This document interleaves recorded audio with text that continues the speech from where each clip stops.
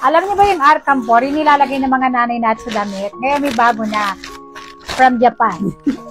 Eto na yung nakita ko ditong bagong pabango. Kasi yung Arcamfor, kung natatandaan nyo, yung mga bata tayo, amoy na amoy sa damit natin, di ba? Amoy na amoy Arcamfor siya. Eto, mas mabango. Tapos ang mura niya. Ang dami na. Tingnan natin. Ayan o. Made in Japan siya. Uy, ang bango. Oh, hala, ang bango. Oo nga.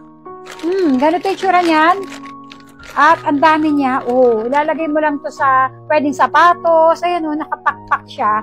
Tapos yung loob niya para mga beads na maliliit, ilalagay mo sa damitan mo, pwede sa mga lagayan, mga itatago na gusto mo ay mabango, eto yun, eto na yun. Ang mura lang nito, ang dami lang yan laman, ayan o.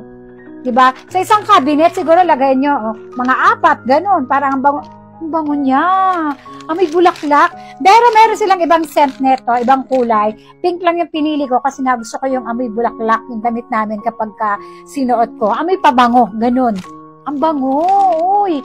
Kung naamoy nyo lang sana, ang bango niya.